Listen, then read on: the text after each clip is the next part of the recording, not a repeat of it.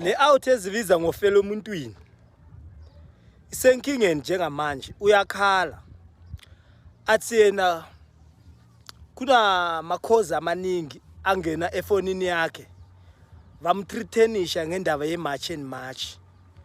So uthi yena insuku zakhe uzizwa or ufila ungathi ziseduzana zokuthi adlule emhlabeni ngendaba ye-March and March. Kodwa ke ufela emntwini uyinsizwa yakhe yamampela ngoba uthi yena akanandaba as long azokufela isitshaba, as long azokufela isizwe, as long azokufela iSouth Africa, inkinga ayibi khona.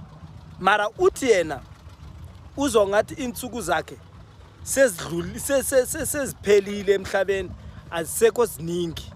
So madoda, ngike ngayenza ivideo ekuseni la mina, ngathi ngiyazi ukuthi nizophela nonke and anicedi ngoba kuthandwa yimi, anipheli ngoba kuthandwa yimina, mara niyaphela ngoba isikhathi sizabe sifikile, nizovuna lokho enikutshalile.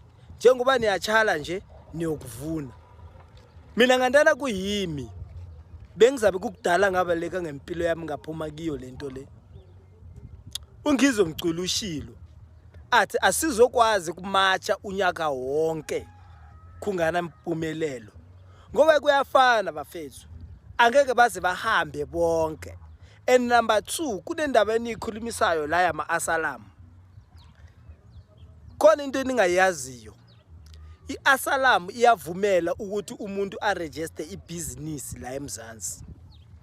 Hamba uyoyenza i-research, iyakuvumela lokho ngoba iyasho ukuthi lo muntu uyi-refugee la eSouth Africa. And lokho kusemthethweni, iSouth Africa iyahola for ama-refugee. iSouth Africa iyahola every salary every month for ukunikeza abantu ama-asylum seeker. They get paid. I-government ithola imali for ukugcina ama-refugee la eSouth Africa. So wonke umuntu one-asylum, umuntu loyo i-government iyahola for ukuthi igcina ama-refugee, kunemali bayitholayo.